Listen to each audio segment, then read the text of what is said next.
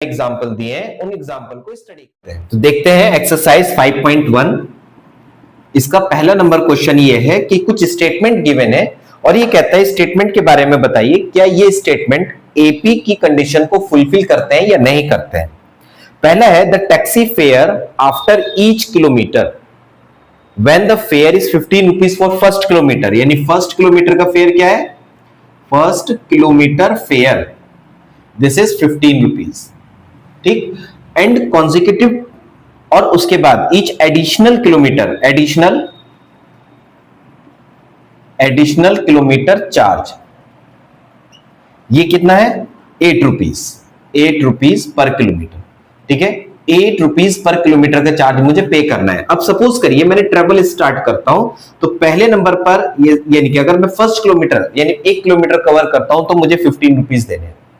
लेकिन जैसे ही मेरी फर्स्ट किलोमीटर की जर्नी कंप्लीट होकर सेकंड किलोमीटर की स्टार्ट होती है, देन जो ड्राइवर है वो ऑटोमेटिकली मुझसे ये बात कहेगा कि सर सेकंड किलोमीटर स्टार्ट हो गया, यानी कि अब आपको 2 किलोमीटर के चार्ज देने पड़ेंगे। और चार्ज कैसे देने हैं, फर्स्ट किलोमीटर के 15 देने और सेकंड किलोमीटर के 8, यानी कि मुझे 2 किलोमीटर डिस्टेंस कवर करने पर ये चार्ज पे करना पड़ेगा। कितना हुआ, पहले किलोमीटर का 15, दोनों प्लस कर दीजिए 23, यानी कि अब मुझे नेक्स्ट 2 किलोमीटर का कितना पे करना है 23। अब मुझे नेक्स्ट किलोमीटर आगे बढ़ना है, थर्ड किलोमीटर अगर मैं कंटिन्यू करता हूं तो मैं 2 किलोमीटर का 23 पे कर रहा हूं और थर्ड किलोमीटर का 8 रुपीज एक्स्ट्रा, कितना बनता है 31। इसके बाद नेक्स्ट 3 किलोमीटर का चार्ज ये हुआ और अगर फोर्थ किलोमीटर कंटिन्यू करता हूं तो मुझे वापस फिर से नेक्स्ट किलोमीटर जो एडिशनल है उसका मुझे 8 रुपीज एक्स्ट्रा पे करने हैं। तो ये कितना हुआ 39। इस तरह से मैंने ये देखा कि in each term we are getting the common difference that is 8। इन दोनों के बिटवीन 8, यहां भी 8, यहां भी 8, सबके बिटवीन 8 का गैप आ रहा है। जब 8 किलोमीटर पर टर्म्स यानी दो कॉन्जिक्यूटिव टर्म्स के बिटवीन कॉमन डिफरेंस सेम है, इसलिए हम ये कहेंगे कि हाँ ये सीरीज यानी कि ये एग्जांपल हमारा कैसा होगा, एपी की फॉर्मेट। अब आप देखिए क्वेश्चन नंबर 1 का सेकंड पार्ट। देखिए सर सेकंड पार्ट में क्या कहता है, the amount of air present in the cylinder. Cylinder में एयर फिक्स है, जैसे आप गैस सिलेंडर देख लीजिए, आप गैस सिलेंडर में पूरा फिल्ड है। उसके बाद कहता है when the vacuum pump removed, यानी कि उसमें से जब हम एयर को रिमूव कर रहे हैं, किसमें से, सिलेंडर में से, तो 1/4 of the air remaining in the cylinder, यानी कि जैसे ही हम वैक्यूम निकालते हैं उसमें से प्रेशर को कम कर रहे हैं, यानी कि जो एयर प्रेशर बन रहा है उस एयर प्रेशर को रिड्यूस करते हैं। तो जैसे ही हम वैक्यूम पंप को ऑन करते हैं देन एवरी टाइम जितना गैस उसके अंदर बचा है उसका 1/4 निकल करके बाहर आता है। देखिए मैं इसको एक एग्जांपल से समझाता हूं। सपोज करिए फर्स्ट नंबर पर सिलेंडर के अंदर 100 kg एयर है, तो जैसे ही पहले नंबर पर तो 100 है, अब जैसे ही मैं इसको रिमूव करता हूं तो क्या होगा, 100 में से 1/4 ऑफ इट्स रिड्यूस हो जाता है। कितना बचता है, 100 - 25 यानी 75 kg, यहां पर kg है। तो पहली टर्म कितनी है हमारी 100 की, और दूसरे नंबर पर कितना आता 75, यानी कितने का डिफरेंस आया 25 kg का। और क्या डिफरेंस आया, कम हुई है तो माइनस का 25। अब उसके अंदर वेट कितना है सिलेंडर में 25। जैसे ही मैं नेक्स्ट प्रोसेस यूज करता हूं, नेक्स्ट टाइम वैक्यूम पंप को ओपन करता हूं, तो जो सिलेंडर में गैस बची है उसका 1/4 कम हो जाता है, यानी 1/4 ऑफ 75 कितना हो जाएगा, 75 माइनस कितना होगा 18.75 kg, ये कम हो जाता है। तो सर रिड्यूस कर दीजिए, कितना बचता है 0.25 यहां बचेगा, और 14 में से 8 माइनस करेंगे यानी 6 बचेगा, और 6 में से 1 माइनस करेंगे 5 बचेगा। अब जरा दोनों में डिफरेंस चेक करिए कितना आया, ये आता है 18.75 kg। यहां देखो कॉमन डिफरेंस कितना था, यानी इन दोनों टर्म में कितने का लेस हुआ 25 kg का, और इन दोनों में कितना होता है 18.75 kg निकलती है। ऐसे ही अगर मैं और आगे करूंगा तो वो इससे भी कम आएगी, क्योंकि गैस सिलेंडर में अब इसके बाद में प्रेशर कम बच रहा है, तो इसका 1/4 कम हो जाएगा। इसका मतलब यहां पर कॉमन डिफरेंस सेम नहीं है, तो दिस सिचुएशन, दिस कंडीशन या this statement condition is not in AP, यानी कि ये सिचुएशन आपकी, या ये जो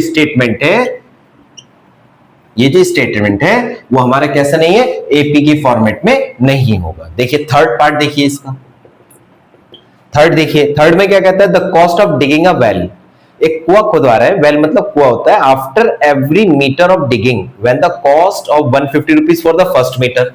तो फर्स्ट मीटर का कॉस्ट कितना है सर? फर्स्ट मीटर का 150 रुपीज है, और एडिशनल चार्ज पर किलोमीटर पर मीटर, एडिशनल चार्ज पर मीटर कितना है 50 रुपीज है। तो देखो वापस फिर से जैसे कार वाला क्वेश्चन किया था सेम है, पहले नंबर पर मैंने 150 दिए, एक मीटर मेरी डिगिंग हो गई है। अब नेक्स्ट करूंगा तो पहले के और दूसरी के दोनों का दूंगा, कितना हो गया 150 और यहाँ 200। अब मैं तीसरा किलोमीटर डिगिंग कराना है तो 250 चार्ज हो जाएगा। जरा चेक करना कितने का डिफरेंस है सब में, यहाँ भी 50, यहाँ भी 50, यहाँ भी 50, ऐसे ही यहाँ 300 आ जाएगा। तो सब में 50 का डिफरेंस आ रहा है, मतलब क्या होगा, दिस सिचुएशन और this statement is in AP form, यानी कि ये आपका एपी की फॉर्म को रिप्रेजेंट करेगा। देखिए फोर्थ वाला पार्ट भी देखिए, फोर्थ में क्या कहता है सर, कंपाउंड इंटरेस्ट की बात करता है। आप क्या करते हैं, देखिए कंपाउंड इंटरेस्ट की situation never be in AP, never be in AP. किसकी situation? Compound interest, compound interest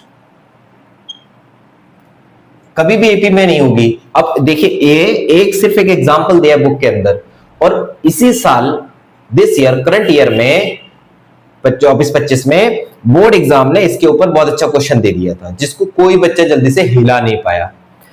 तो क्यों होती है? क्योंकि देखिए कंपाउंड इंटरेस्ट और एक सिंपल इंटरेस्ट, दोनों बातों को समझ लीजिए, सारी बात क्लियर हो जाएगी। सिंपल इंटरेस्ट, देखिए सिंपल इंटरेस्ट का मतलब होता है कि मुझे इंटरेस्ट से कोई मीनिंग नहीं है, जो अमाउंट मैंने आपको दिया है I will take interest only on that. आप मुझसे 100 रुपीज लेके जाते हैं, 10% इंटरेस्ट पे कर रहे हैं, तो हर साल आप मुझे 10 रुपए देते जाएंगे। आप अपने पास भी नहीं दे पा रहे, तो मेरे क्या हुआ, पहले साल में मैंने आपको 100 रुपए दिए, एक साल बाद 110 हो गए, अगले साल 121 हो जाएंगे, क्योंकि ये 10 रुपए भी तो मेरे हैं, 10 रुपए भी तो मेरे ही है ना। अब ये अमाउंट मेरा हुआ, तो इस पर मैं जब लगाऊंगा तो ये जब इस तरह से लगता है, यानी paying interest on interest, then वो सिचुएशन कौन सी बनती है, कंपाउंड इंटरेस्ट की।